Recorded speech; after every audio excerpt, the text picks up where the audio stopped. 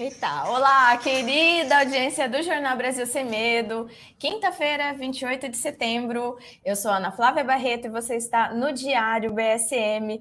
Hoje com os comentários e análises de Paulo Briguet. Bom dia, Paulo. Bom dia, Ana. Tudo bem? Bom dia a todos. Hoje para mais um BSM, Diário BSM, e hoje com um clima ameno, né? Graças a Deus. Nossa, o clima nossa temperatura está aqui bem mais agradável aqui em Londrina, né? Acho que a temperatura aí em torno dos 25 graus, uma coisa assim. Eu não reparei, mas hoje eu até usei uma mantinha. Pois é, muito agradável, depois de dias de intenso calor, né? Mas alívio. Hoje foi muito bom, tá muito bom, muito gostoso. Conta pra gente nos comentários das plataformas aí, por favor. Como é que está o clima aí na cidade de vocês? Isso, se tá bom? Melhorou também, né? Apaziguou. Briguet, hoje temos alguma curiosidade? Efeméride? Boa! Rapaz, eu estava vendo aqui, tem dia de São Venceslau, né, o mártir da Polônia, muito, muito bom. O dia de São Lourenço e mártires de Nagasaki, que foram martirizados no Japão no século XVII. E também um dia, falando de cultura pop um pouquinho, hoje é aniversário da atriz Brigitte Bardot. Brigitte Bardot vai fazer 89 anos. Tá? Olha só, Brigitte Bardot, grande atriz aí da musa, né? Dos anos 60. Isso aí. Você viu, não? Curiosidades. Eu cheguei hoje cumprimentando en français. Ah, é? Então beleza. Então tá certo. Você viu? Foi uma coincidência, né? Foi uma coincidência. Briguet. É isso aí. Briguet, vamos aos assuntos, né, do nosso Brasil? Sim, vamos lá.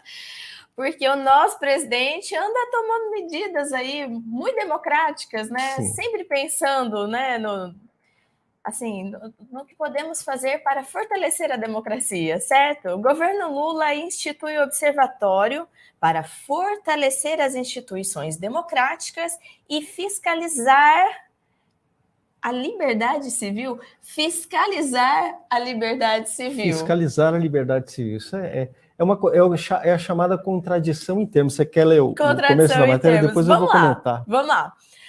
Então, o Dilma instituiu ontem, né, o Observatório da Democracia da Advocacia Geral da União. Sim. O grupo abordará temas como o fortalecimento das instituições democráticas, liberdade de expressão e democracia participativa. Isso também, democracia participativa. Seria a mesma coisa, né, Briguet? Mas vamos lá. O observatório será presidido pelo ex-ministro do Supremo Tribunal Federal, Ricardo Lewandowski, e contará com estudantes de pós-graduação, membros da Advocacia Pública Federal, especialistas, eles não poderiam faltar, né, e representantes da sociedade civil em sua composição. O site elenca que o grupo será vinculado à Escola Superior da Advocacia Geral da União, mas não exercerá qualquer atividade judicial.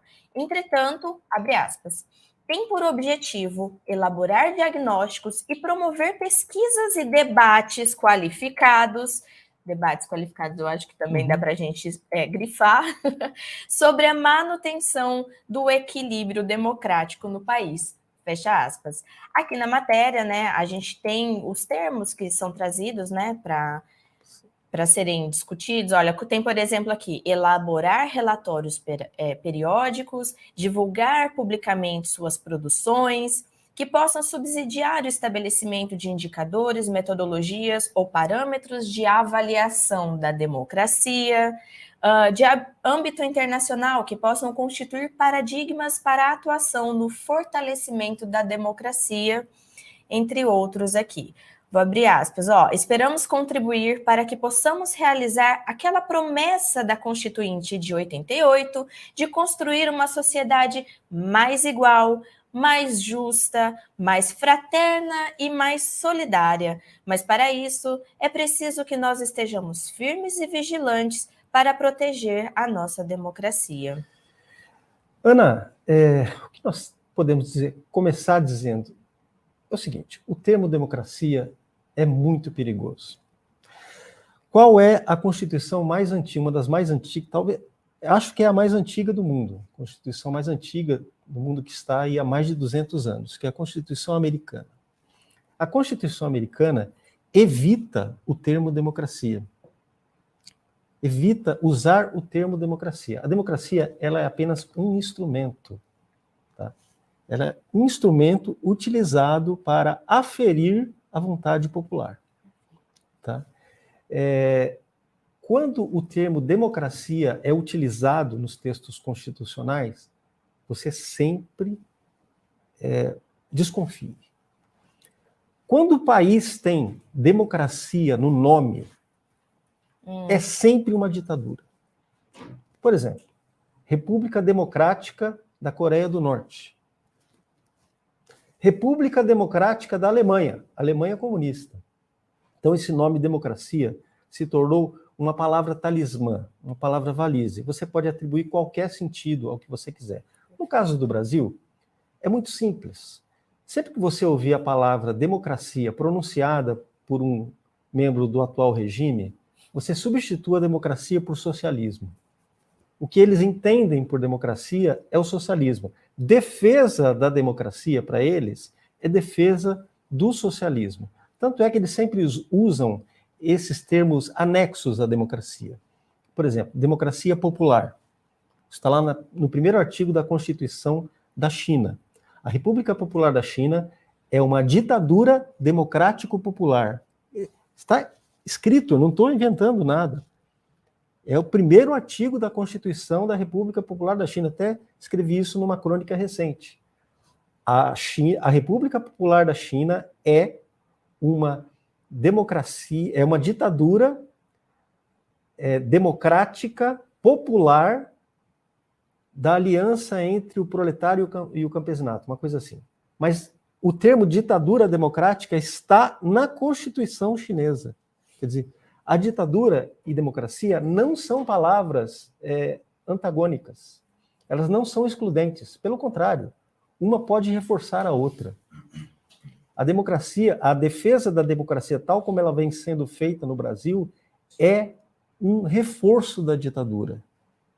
Significa uma ampliação da ditadura. E é exatamente isso que você está vendo. E eles colocam muitos termos anexos, como, por exemplo, democracia participativa, democracia popular. O que isso significa? É a democracia que é feita apenas pelos militantes da causa. O que é a democracia participativa? É do sujeito que tem tempo para participar de assembleias chatíssimas, de conselhos populares, desses sovietes aí que abundam no Brasil inteiro, né? O cara que tem tempo e saco para participar dessas coisas é considerado um participante da democracia. Agora, o sujeito que está lá, ganhando a própria vida, trabalhando, cuidando da sua família, cuidando dos seus negócios, né? Está lá, que não tem tempo para esse tipo de discussão ideológica, de debate ideológico, esse cara, ele é excluído da democracia. Ele não é um participante da democracia. E a liberdade desse indivíduo tem que ser fiscalizada. Então, fiscalizar a liberdade civil é uma contradição em termos. Fiscalizar a liberdade civil. Quem é o fiscal? E outra coisa, quem fiscaliza o fiscal? Então, quem é o fiscal? É a Advocacia Geral da União, do Bessias. A AGU do Bessias, né, do famoso Bessias. Então, o Bessias, um dos primeiros atos que ele fez ao assumir a Advocacia Geral da União, foi criar a tal da Procuradoria de Defesa da Democracia, que é nada mais, nada menos do que o Ministério da Verdade, incrustado no governo federal. Então, eles vão, na verdade, eles vão perseguir, tá, os cidadãos que exercem a sua liberdade de opinião. É o que eles vão fazer. E esse observatório da verdade aí, esse observatório da democracia, nada mais é do que um puxadinho que eles fizeram no Ministério da Verdade, tá? Um puxadinho que eles fizeram no Ministério da Verdade para fiscalizar a população em geral, os cidadãos brasileiros. É isso que eles vão fazer. E para isso, o que eles fizeram? Colocaram um ministro aposentado do STF, o Ricardo Lewandowski, petista histórico, né, defensor do MST e tudo mais. Um advogado formado na esquerda, formado pela esquerda, um advogado de extrema esquerda, que é o Ricardo Lewandowski. Então resolveram dar aí uma sinecura, como se não bastasse o salário dele, né, o alto salário, a alta aposentadoria que ele vai receber, ele então vai entrar aí, né, vai ter mais essa atividade. Não sei se é remunerada, tá? Conhecendo o PT é provável que seja, mas não sei dizer. Mas enfim, vamos colocar aí, vamos dar uma atividade para o Ricardo Lewandowski, né, que vai fiscalizar a nossa vida. Basicamente é isso. Olha, Briga, eu achei curioso aqui também que um dos objetivos seja o debate qualificado. Então, o que é o debate qualificado? É o debate que recebe a aprovação do atual regime, né? Porque você tem que se qualificar para o debate. Veja, você tem que se qualificar para o debate. Eles precisam colocar o termo debate. Agora, você debate quando há o oposto quando também. Quando há opiniões divergentes, né? Quando há o contraditório. O contraditório está sendo. O único debate permitido pela esquerda é o debate entre as correntes da própria esquerda, né? Que é o que nós tínhamos no Brasil até 2013, entendeu? Era a esquerda discutindo com a esquerda. Certo. Hein? O teatro das tesouras. É o teatro das tesouras, a esquerda discutindo. Eles querem que volte esse teatro, né? Esse teatro, eles estão fazendo isso, estão trabalhando para isso, né? Estão conseguindo aí assim, colocar em ação novamente esse teatro das tesouras. Mas veja, tem uma coisa muito interessante. Depois que o Olavo mostrou para nós o que era o teatro das tesouras, depois que o Olavo de Carvalho desmascarou essa gente, acabou. Vocês não enganam mais, não tem jeito. A gente não vai voltar a acreditar nesse teatro. Isso é um teatro, esse debate qualificado de vocês é um grande teatro, é um grande engodo. E nós não vamos deixar de dizer isso.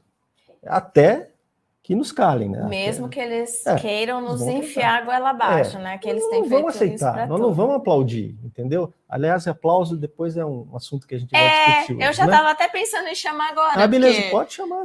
Pode ser, Dani. Quando você quiser. Vamos acompanhar, então, esse teatro, essa peça fantástica. Dani, a hora que você quiser. Ministro Alexandre, companheiro indefectível de andanças, jamais recusou um dos meus convites para visitar unidades prisionais e me tornou testemunha do apreço que os detentos têm e as detentas por sua excelência. Rezamos juntos, convidados pelos detentos, de 8 de janeiro, né? E depois percorremos diversas celas, tanto da Colmeia quanto da Papuda, e o ministro Alexandre foi aplaudido. Eu não. Ministro Alexandre, né? Também provou, né? Enfim, o ministro Alexandre é realmente um companheiro insubstituível. Muito obrigada. Muito interessante isso. Olha, muito, muito bom. No livro... Posso falar? Por favor, Paulo. Você dá alguma outra notícia agora? Então vou comentar. Bom, no livro Arquipélago Gulag, de Alexander Solzhenitsyn, tem uma passagem muito curiosa, que é o seguinte: o Stalin, o ditador soviético, né, Joseph Stalin, faz um discurso.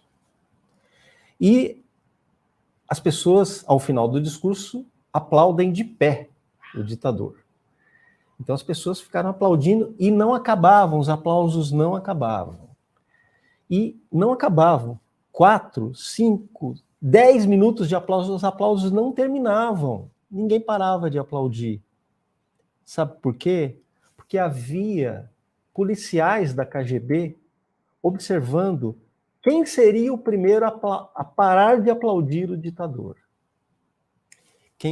Policiais da KGB observando quem seria o primeiro a parar de aplaudir o ditador. E essa pessoa seria presa.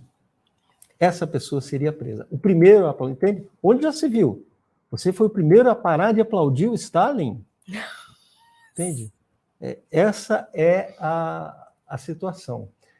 É exatamente isso que aconteceu na Papuda e na Colmeia. Eu não tenho a menor dúvida de que, se houve o aplauso, foi esse aplauso dos condenados, esse aplauso dos chantageados, esse aplauso dos que estão submetidos, tá, a uma pena injusta, a uma pena desumana, e que estão lá diante do ditador. E aí ocorre aquilo que se chama da síndrome de Estocolmo. O que é a síndrome de Estocolmo? É quando você passa a tentar agradar o seu algoz. É uma situação psicológica muito comum essa. Você vê o seu algoz, então você tenta agradá-lo, para ver se ele se compadece de você. Então, é isso daí que a ministra Rosa está comemorando. Em relação à oração, eu tenho certeza que eles rezaram. Sabe por que eles rezaram, ministra Rosa Weber? Eles rezaram pela alma de vocês. Pela alma de vocês, pela salvação da alma de vocês. Porque vocês, eu sei que vocês não acreditam muito nisso, mas vocês têm uma alma imortal. Tá? E eles sabem que vocês, por tudo que estão fazendo, estão colocando essa alma imortal em sério risco. Em um sério risco. Então, eu tenho certeza que eles oraram por vocês, porque foi isso que Jesus mandou fazer.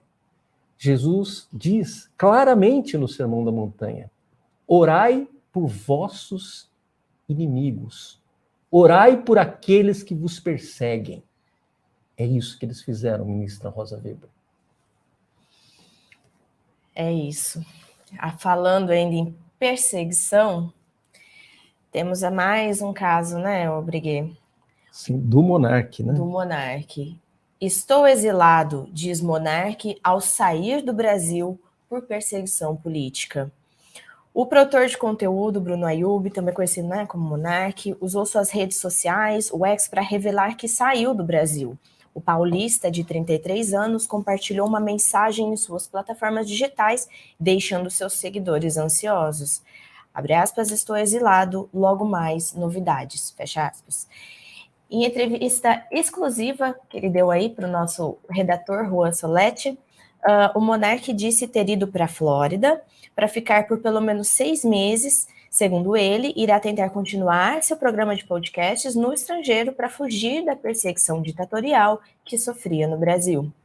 Seus podcasts são transmitidos na plataforma de vídeos Rumble, que agora também é utilizada aqui, né, pelo novo Brasil Sem Medo, isso, porque também passamos por perseguições, não é, Briguet? Então a gente também buscou lá essa possibilidade do Rumble. Abre aspas para ele, tá? Estou aqui na Flórida e vou ficar pelo menos 6 meses. Vou começar meu podcast aqui e fugir da ditadura. É isso. Estou montando meu estúdio aqui e vou tentar tocar minha vida. Fecha aspas, disse Monark para a reportagem. Aqui na matéria, né, a gente tem os trechos das postagens dele lá no X, né, ou Twitter, para quem ainda não está habituado. Essa declaração do ex-membro do Flow Podcast, com mais de 6 milhões de seguidores em suas redes sociais, surge algumas semanas após especulações sobre a busca de asilo político nos Estados Unidos. No entanto, o próprio comunicador decidiu esclarecer esses rumores, explicando que sua recente viagem aos Estados Unidos tinha um objetivo bem diferente: resolver a suspensão de uma parceria com a Rumble, que estava lá também enroscado, né, por algumas determinações aí. Essa suspensão havia sido determinada pelo ministro Alexandre de Moraes, do STF. Bruno Ayub já vinha alegando publicamente ser alvo de perseguição política e judicial por parte do STF. Entretanto, até então, ele não havia indicado qualquer intenção de deixar o Brasil. Eu estava comentando aqui com o Briguet que achei até curioso que ele não tivesse sido barrado, né, quando saiu do país. Ele teve essa sorte, né? Graças a Deus. Então, pôde assim, sair do país. Ou então foi até meio estratégico, não sei, Briguet, porque você viu, ele não manifestava nada disso e aí de repente foi, né? Desejo boa sorte ao monarca. Realmente ele é um exilado, assim como o Alan dos Santos é um exilado político, assim como o Paulo Souza dos Hipócritas é um exilado político, o Augusto dos Hipócritas é um exilado político. Todas essas pessoas são exilados, né?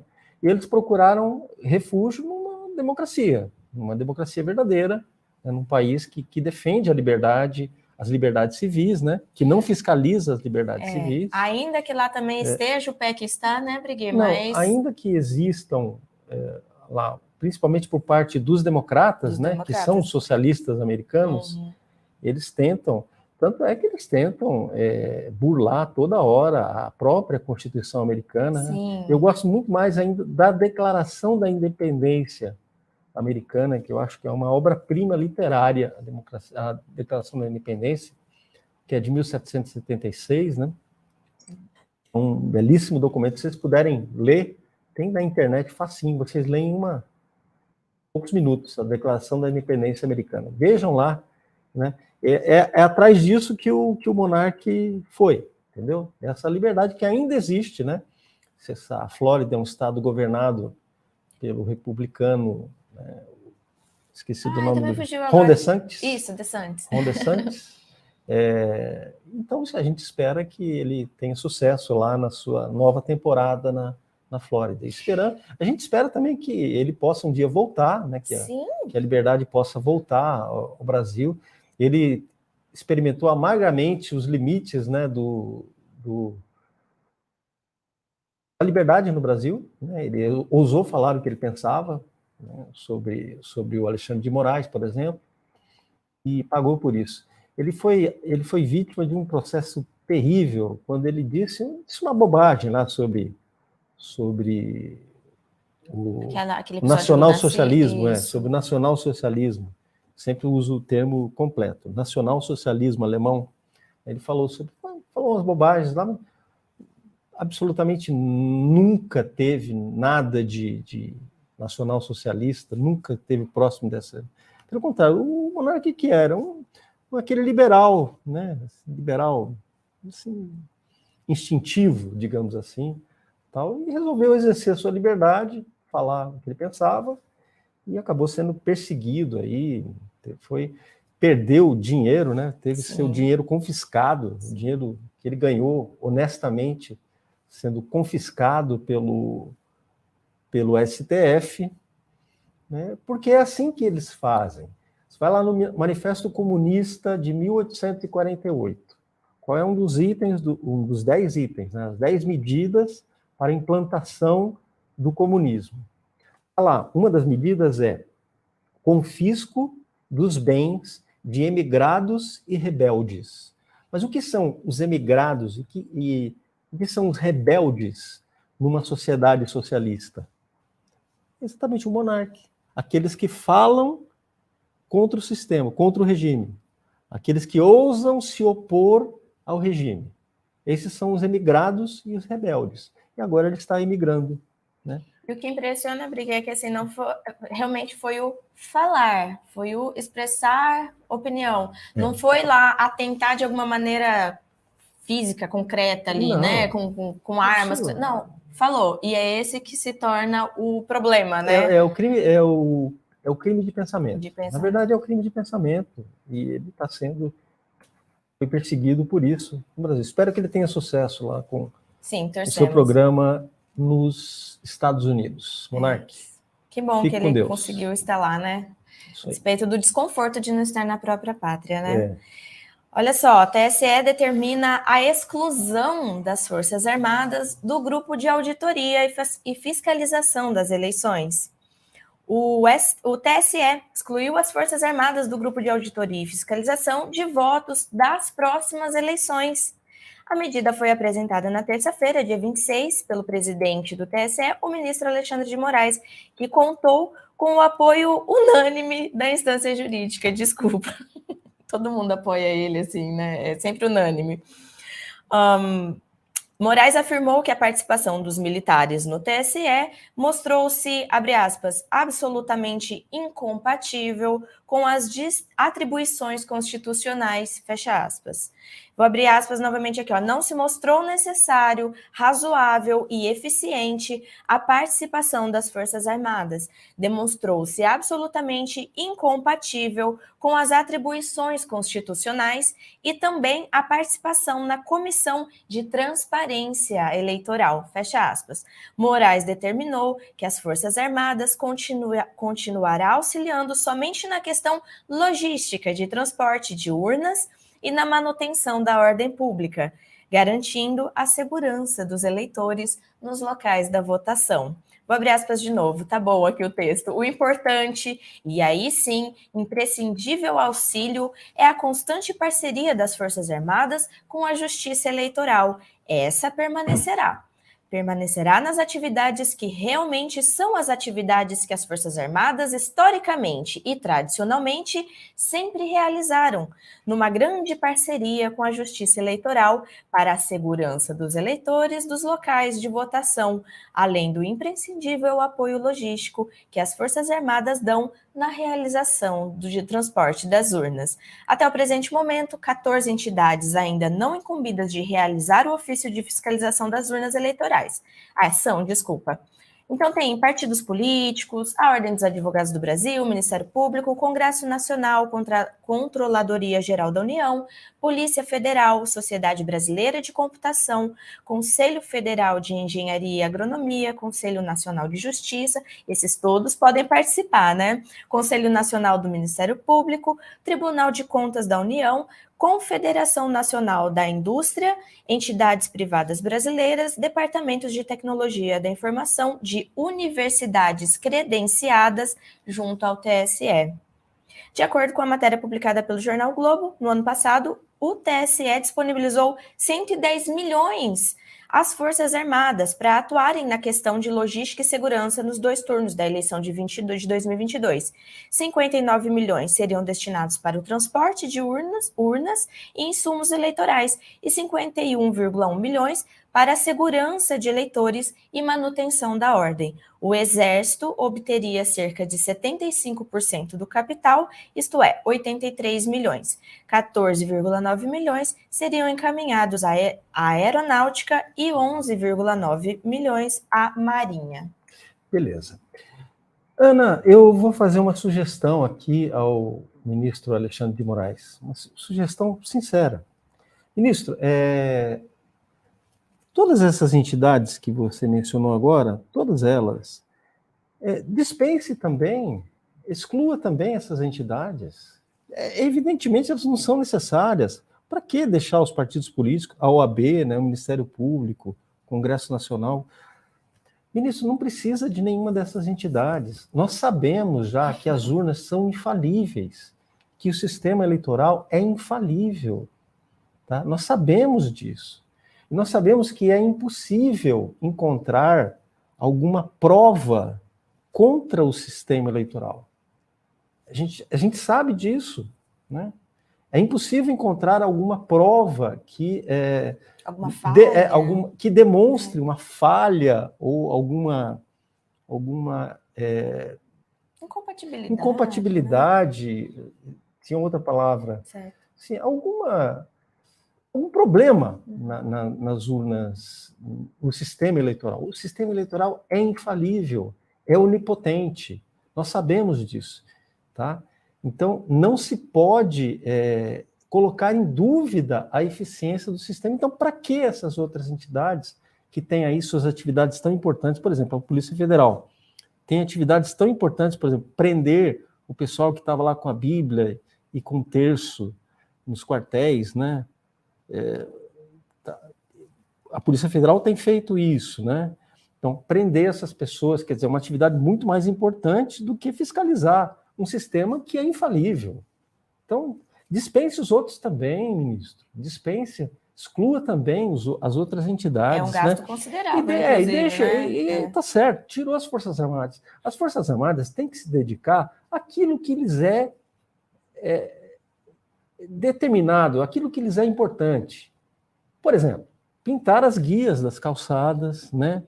Capinar os terrenos, tudo isso é importante. Então, isso deve ser feito pelas Forças Armadas, tá? Pintar as guias e capinar os terrenos. Então, vamos liberar, então, as entidades para que elas façam aquilo que é mais importante, né? Então, é isso, ministro. Essa é a minha sugestão.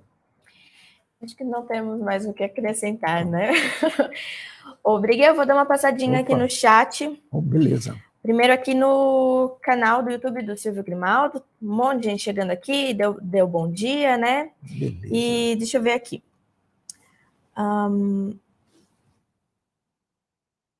Tá, é porque a Pri, ela tá aqui, né, sempre Priscila. e interagindo aqui também com o pessoal, então, Pri, bom dia. Wesley Gabriel, impressionante como ele se preocupa com a democracia, se preocupa que ela exista, né, acho que isso é relacionado à nossa primeira pauta ali, né. Brigitte Bardot vai viver 120 anos também, tem um ser no Brasil que diz que viverá. Quem disse que viverá 120 anos? Eu também não sei, desconheço essa... Não é que é o Lula? É o egresso? Pode ser, é verdade, possível. Tem razão. Mas, não, acho que aqui eles estavam conversando entre eles. Deixa eu ver. Escutar essa mulher dá vontade de vomitar, acho que foi o momento do vídeo, né, da Rosa Weber, mas veja, não precisaremos mais ouvi-la, né, imagino que não. Ela já deixou o legadinho dela lá, né? A ser que o Lula arrume alguma sinecura, algum cargo para ela. O próprio Alexandre de Moraes. Sei lá, um observatório, uma coisa desse tipo. Aí, como aconteceu com o Lewandowski, né? Lewandowski foi aposentado. Eu fiquei agora curiosa para saber o que ele vai ganhar, o eu acho que nem precisa ganhar nada lá, viu? Será que assim mas com o PT a gente sempre tem que ver essa parte. Por exemplo, eu sei que não está nas notícias aqui, mas eu vou dizer. Sabe a Ana Moser? Certo. Ex-ministra do Esporte? Uhum. Então, o Comitê de Ética, a Comissão de Ética da Presidência da República aprovou uma quarentena mensal para Ana Moser. Não sei quanto tempo vai durar a quarentena, mas pelo menos um ano. Né? 41 mil mensais. 41 mil reais por mês ela vai ganhar por ter deixado o cargo. Quer dizer, esse é o famoso cala-boca. Entendeu? Porque ela ficou meio brava quando foi demitida pelo Lula, né? Exato. Ficou meio brava, o pessoal na imprensa também que fez lobby para ela, ficou meio bravo. A Ana Moser, então, vai ganhar, vai ter o famoso cala-boca, né? 48 mil mangos por mês. E tá tudo certo. Tá na conta, tranquilo, tá tudo certo. Então, muito provavelmente, você não vai ouvir a ex-ministra Ana Moser criticando o governo Lula, por nada. Pode ser que eu esteja errado, sei lá, de repente ela ganha esse dinheiro todo e mesmo assim critica o Lula. Não sei. Coisas improváveis acontecem, mas eu acho assim, bastante improvável. Quase impossível. Exatamente. Né? Mas, enfim, veja, a Ana Moser vai receber, então...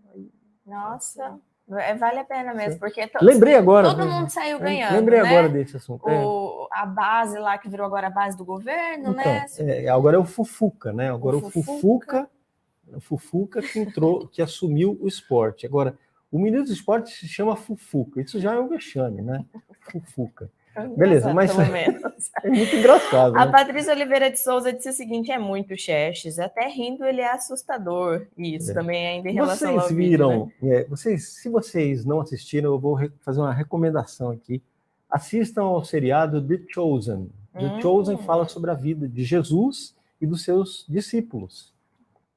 Muito bem produzido, excelente. Inclusive, eu fui ao cinema assistir, porque passou no cinema 3 episódios, passaram 3 episódios no cinema. Eu fui assistir, cinema lotado, o pessoal aplaudiu no final. Uma beleza, gente. Você baixa o aplicativo no seu celular, The Chosen, tá? Do Angel Studios, e assista ao seriado The Chosen. E nesse seriado tem o chamado pretor, que é uma espécie de governador local, né? Os romanos, na cidade de Cafarnaum, que é a cidade de São Pedro. E esse pretor é o Alexandre de Moraes escrito. Ele apareceu na tela, até eu levei meu filho Pedro para assistir o cinema. Falei, olha lá o Xandão lá. Nossa! Dá até um medo, né? É perfeito, é Muito perfeito. bom. Não assistam, gente. Não assistam The Chosen. Olha, gente, nem tudo também são só pintar guia e também só lamentos e choro. O CCJ aprova marco temporal para terras indígenas. Projeto vai ao plenário do Senado. Parece, né, Briguet? Parece que a voz está aumentando um pouco o tom, tomando um pouco mais de corpo. Vamos ver. A Comissão de Constituição e Justiça do Senado Federal aprovou nesta quarta-feira o projeto que regulamenta os direitos originários indígenas sobre suas terras. Entre as principais mudanças, o texto só permite demarcar novos territórios indígenas nos espaços que estavam ocupados por eles em 5 de outubro de 1988, data da promulgação da Constituição Federal, tese jurídica que ficou conhecida como Marco Temporal para a Demarcação de Terras Indígenas. A proposta segue para o plenário em regime de urgência. Após 4 horas de reunião, o relatório do senador Marcos Rogério, do PL de Roraima, né, foi aprovado por... na verdade, desculpa, é Roraima, né, que se pronuncia? Disse que é Roraima. Mas vamos ver. Eu sempre falei Roraima, tá? Mas tudo bem. Desculpe, foi aprovado por 16 votos favoráveis e 10 contrários. Marco Rogério rejeitou em seu complemento ao voto todas as 39 emendas apresentadas e manteve o texto na forma que veio da Câmara dos Deputados. O mesmo ocorreu na aprovação do PL na Comissão de Agricultura, em agosto. Para o relator, o projeto é de interesse nacional, abre aspas, não é um tema do governo ou da oposição, é um tema de interesse nacional. Nós temos posições que podem até divergir, mas há uma compreensão de que esse é um tema do Brasil. Fecha aspas, ele comentou, né? Gente, tá certíssimo. Parabéns aí para o Marcos Rogério pelo seu relatório, né? Parabéns pela aprovação. Acho que é o mínimo que pode ser feito agora. A questão do marco temporal é muito séria. Sim. É muito séria. E outra coisa, outra competência atropelada. Atropelada, né? pelo STF e tal. Esses ministros que aprovaram o marco temporal lá no Supremo, tá? Eles estão estão humilhando o poder legislativo. Eles estão pisando na Constituição brasileira. Estão pisando na Constituição. Opa, qual? Dani? Só para você. Tá. Estão pisando na Constituição brasileira e aí... obrigada, Dani. Dani está informando aqui que já foi aprovado. Já foi aprovado, né? Obrigada, Dani. Agora no Senado? Foi assinado. Ontem mesmo foi aprovado no Senado, então, o marco temporal. Gente, eu quero... Muita gente não entende o que é o marco temporal, então eu vou ser bem claro aqui. Para entender o que é o marco temporal, você precisa entender algumas coisas. Primeiro, o PT é contra o marco temporal. O Lula é contra o marco temporal. As ONGs ambientalistas são contra o marco temporal. A Marina Silva é contra o marco temporal. O que é o marco temporal? Ele faz o seguinte: olha, reservas indígenas são aquelas que existiam no ano de 1988, quando foi aprovada a Constituição, a atual Constituição. Se você não tem esse marco temporal, se você não tem esse limite no tempo, qualquer pessoa que se diz pertencente a um grupo indígena, qualquer grupo que fala, nós somos descendentes de índios, nós queremos esse lugar aqui. Sim. Tá? Porque a nossa tribo, lá no século XVI, tinha, por exemplo, vivia aqui nesse lugar, esse lugar aqui que era a cidade de São Paulo, tá? Foi de uma tribo, tá? E nós somos descendentes dessa tribo e exigimos. É mais ou menos isso, entendeu? É o fim, representa o fim da propriedade privada no Brasil. Você tem que entender uma coisa, para a esquerda, em geral, estou falando da esquerda Foro de São Paulo, da esquerda globalista, para a esquerda em geral, não a propriedade privada não existe. A propriedade privada é uma concessão do Estado. Tá? É uma concessão do Estado. Então, na verdade, isso vai causar se esse marco temporal não existir, isso vai causar uma convulsão social no país, que nós não podemos medir as consequências disso. Tá? E esses ministros do STF tiveram essa atitude irresponsável de derrubar o marco temporal e, felizmente, o Senado está reagindo. Felizmente, o Senado está reagindo. Agora, eu não sei quem vai ganhar essa queda de braço, porque hoje quem dá a última palavra no Brasil é o Tribunal, o Supremo Tribunal Federal. Então, mas, ao mesmo tempo, está ocorrendo uma reação, né, que nós vamos falar mais tarde aqui. Acho que é a última pauta, né? É o último assunto também. Que nós vamos falar sobre essa guinada aí, essa guinada que houve, né? Assim, os parlamentares acordaram para a situação. Uma coisa muito interessante. Essas pautas todas, tudo isso que nós estamos falando aqui, o controle da o controle da democracia, que é feito lá pelo novo observatório, né? Pelo Ministério da Verdade da AGU, essa história do marco temporal, a descriminalização das drogas e o assunto que nós vamos tratar agora, que é o aborto, tudo isso está conectado. Tudo isso faz parte de um projeto de poder. Do mesmo projeto de poder. E é isso que nós precisamos ficar atentos. Felizmente, alguns parlamentares acordaram para a gravidade da situação. Felizmente. Vamos lá para esse Eu não sei assunto. até onde eles podem ir. Eu preciso saber até onde eles podem ir, né? Até onde eles estão dispostos a enfrentar esse projeto de poder. Que realmente até nos espanta, né? Que então tenha havido aí alguma reação, não é? Deixa eu só fazer uma correção. Eu falei Roraima, mas é Rondônia, tá? É Rondônia. Desculpa. Rondônia é a terra do nosso querido apresentador e colunista Braz Oscar. O Braz Oscar é rondoniense, sabia? Eu achei que ele fosse paranaense, se tivesse ido para lá. Não. Ele nasceu em Rondônia e depois veio para cá. Olha, muito bom. Então, desculpa também, Braz, mas fica aí a correção.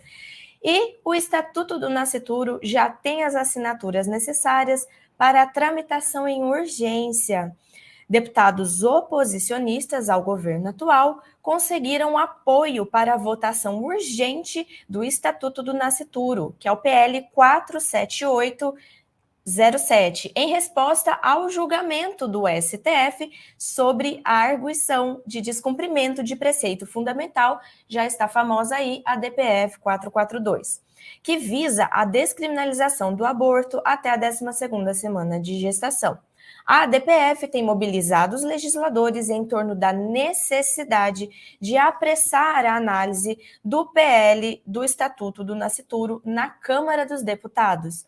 A coleta de assinaturas superou com folga o requisito mínimo estabelecido pela campanha da Frente Parlamentar Mista contra o aborto e em defesa da vida, que precisava de 257 apoios, mas já conta com um total de 288 signatários até o momento dessa publicação. A proposta partiu do deputado federal Nicolas Ferreira, representante do PL de Minas Gerais, que mantém uma postura contrária à flexibilização das leis sobre o aborto. Em suas redes sociais, o parlamentar afirmou defender a vida, abre aspas, não somente uma criança de 12 semanas, mas desde a sua concepção, seja garantida a sua vida, fecha aspas. Ele fez isso, né, por meio das suas redes sociais. Perfeito. Acho que a Cris também se manifestou aqui, ó, a Cris Tonieto. Abre aspas para ela. Nós conseguimos 281 assinaturas, né, quando ela declarou isso, até o presente momento do requerimento de urgência do Estatuto do Nascituro, disse na terça-feira, ó, um vídeo também, é verdade, eu acompanhei esse vídeo e também foi postado pelo Douglas Garcia. É uma reação mesmo, então. Uma reação à DPF 442. Eu queria pedir para o Daniel deixar essa imagem. Um pouquinho, Daniel, por favor. Deixa a imagem do nascituro. Pessoal, estão vendo essa imagem. Essa imagem é a de um feto no ventre materno. Provavelmente, isso aí deve ter entre 11 e 12 semanas, tá? Não sei exatamente. Meus amigos, olhem bem para essa imagem. Essa é a imagem que define o nosso desafio hoje. Todos esses problemas que você está vendo, o marco temporal, a descriminalização das drogas, a reforma tributária, tudo isso decorre de uma questão. É a questão de dizer, de saber se nós vamos proteger a vida dessa pessoa ou não. Porque se você disser, se você acredita que isso é uma coisa, é um amontoado de células, se você acredita que é possível eliminar esse ser do ventre materno, tudo mais se torna irrelevante. É por isso que a esquerda enfatiza tanto a legalização do aborto. Porque se o aborto é permitido, tudo mais é permitido. Qualquer coisa. Se o aborto é permitido, tudo mais é permitido. Então, aprovar o Estatuto do Nascituro significa dizer: isso aqui é uma pessoa, é um ser humano com alma, um ser humano cuja existência vai durar mais do que a história do universo. Ainda que vocês o eliminem, ainda que vocês o trucidem, ainda que vocês o assassinem, esse ser tem uma existência que vai durar mais que a história do universo. Por isso, aprovar o Estatuto do Nascituro é a nossa maior esperança enquanto país, hoje. É a matéria mais importante que passou pelo Congresso Nacional, eu ouso dizer que em toda a existência do Congresso Nacional. Tá? Defender essa pessoa. Porque se você não defender essa pessoa, amanhã, basta ler o texto da DPF 442. O que eles definem como pessoa? Tá? A pessoa é aquela que tem um valor comunitário. E quem é que define esse valor comunitário? Pessoa é aquela que tem autonomia. Quem é que define essa autonomia? Se você não defender essa pessoa, amanhã você pode ser considerado uma não pessoa. Você pode perder a sua própria vida por não ter defendido essa vida inocente, essa vida silenciosa. Pessoal, eu quero até frisar aqui a edição do Conexão KGB, da terça-feira, que esse assunto foi aprofundado.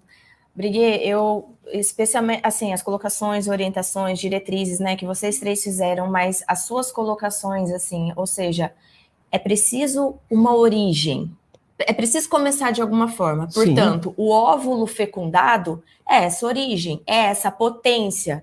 Então, a partir dessa semente, por assim dizer, não vai sair dali um controle de Xbox, não vai sair dali uma jaca. É um ser humano. Já é toda a configuração de um ser humano. Sim. Então, se vocês puderem lá, está aberto, né? Está aberto, né? Isso, as colocações que o Breguet coloca, né, platônicas, né, Breguet, da potência humana, da substância humana. Na verdade, é a definição aristotélica de substância. De substância. O que é a substância? É a forma pela qual algum ser assume aquilo que é. Exato. Né? Já somos em essência, né? É a forma pela qual um ser se torna aquilo que é. E essa forma, as pessoas, não é uma forma geométrica, Sim. não é uma forma física. Seria mais adequado até usar a palavra fórmula. É como se fosse a partitura em relação à música, entende? Já está ali, contida dentro daquele óvulo fecundado. Tá? A partir do momento da concepção. E é isso que nós estamos defendendo, tá? A forma substancial já está presente no ser humano desde o momento da concepção. É por isso que é uma imbecilidade dizer que é um amontoado de células. Não são células aleatórias, não é uma ameba. É simplesmente já a pessoa. A substância. A substância de um ser humano está ali. E essa substância, meus amigos, é eterna. Ela não vai ser eliminada. A substância é eterna. Então, você que faz isso, você está se condenando, né? A gente falou que os presos rezaram pela Rosa Weber. Sim, os presos rezaram pela Rosa Weber. Porque ela está condenando a sua própria alma. Tá? Ela está condenando quando ela defende o assassinato desse ser. Comprometendo a eternidade dela. Exatamente. Eu fico, às vezes, pensando justamente eu gosto muito aquela árvore popularmente chamada de chorão, mas acho que o nome botânico é salgueiro, alguma coisa assim. Então, é bem isso. Teve um início. E esse inicinho que você não vislumbra, não visualiza, quando chega naquela forma final, né, já estava contida ali, naquela semente. Então, só fazendo um paralelo. Lembra da parábola da semente? A parábola do grão de mostarda. De mostarda. Pô, essa parábola é belíssima. O grão de mostarda que se torna a maior das árvores. Essa parábola é belíssima. E é exatamente isso. Nós temos que proteger o grão de mostarda, que dá vida, que é a vida das pessoas, que é a substância das pessoas que está ali. Então, parabéns aos congressistas, que espero que o Estatuto do Nascituro seja aprovado o mais rápido possível, tá? E que essa ADPF dos infernos seja rejeitada, porque não existe uma coisa importante. Falou-se até de plebiscito. É bobagem. O que eu falei, e vamos publicar agora um carrossel no Instagram sobre o que eu falei também no KGB. Existe possibilidade de se fazer plebiscito para a tortura? Perfeito. Perfeito.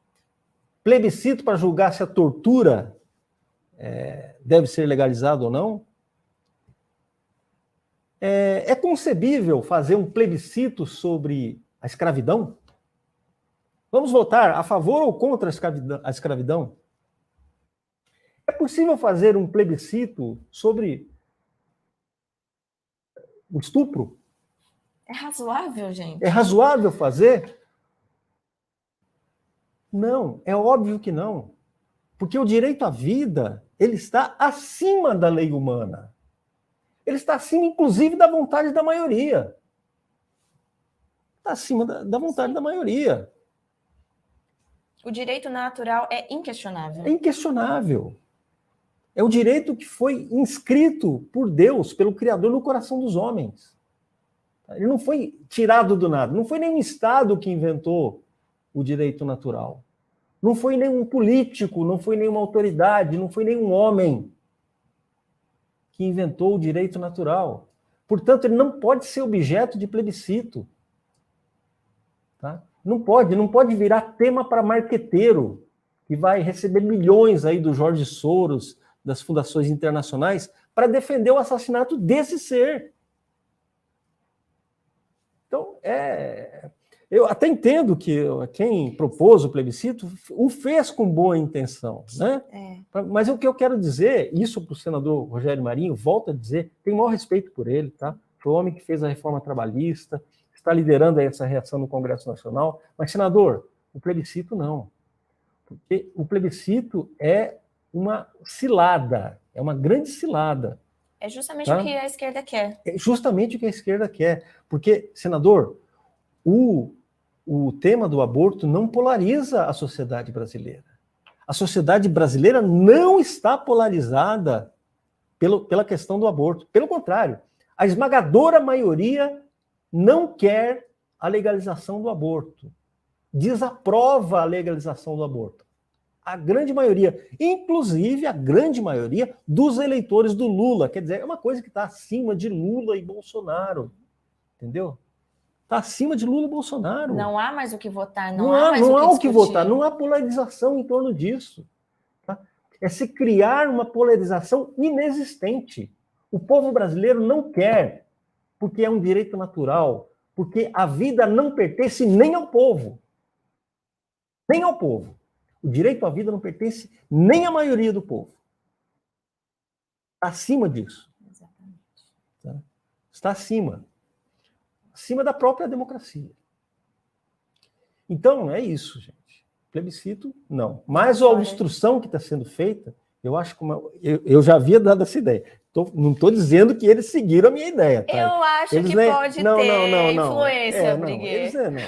Isso aí, chegaram a mesma conclusão, digamos mas assim. Até o próprio Silvio conversou com o Nicolas e deu ali orientações, não é? Não quem sabe tenha chegado lá. Acho que pode talvez eu tenha dado minha pequena contribuição aí. Sim, com certeza. para essa obstrução dos trabalhos do Congresso Nacional. Parabéns aos parlamentares que estão, porque aí eles vão sentir. Aí o pessoal do PT vai sentir, entende? A base do PT vai dizer também, os lulistas lá que são contra o aborto vão se manifestar, entendeu? O governo vai sentir que esse tema é um tema central para o destino.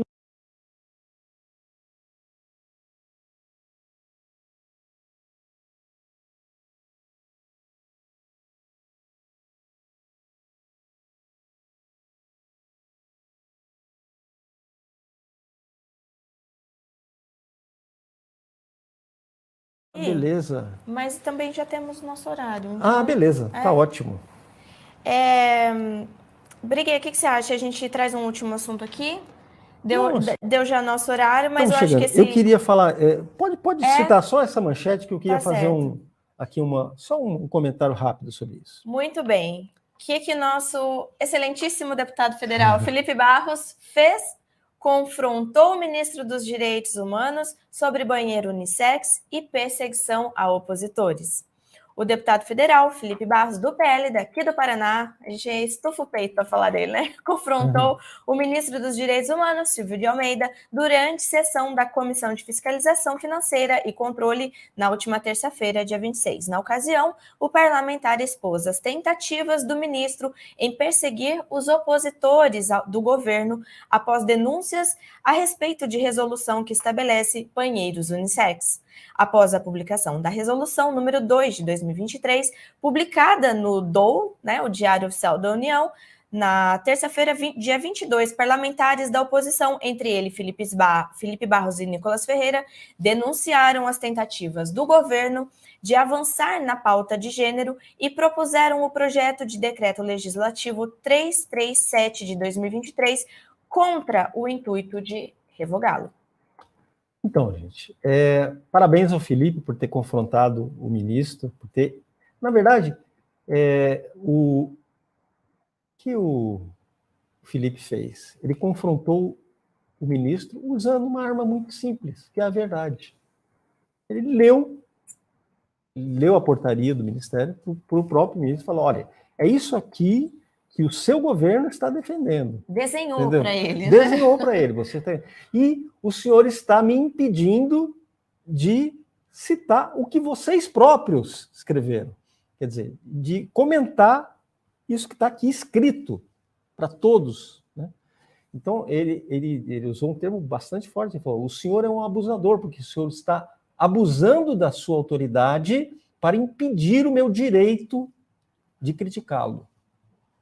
O direito da oposição a exercer o seu papel né? Esse sim é um papel fiscalizador das ações do governo. Tá? Então, parabéns ao Felipe. E olha, vou te dizer, esse tema está associado a todos os outros, viu?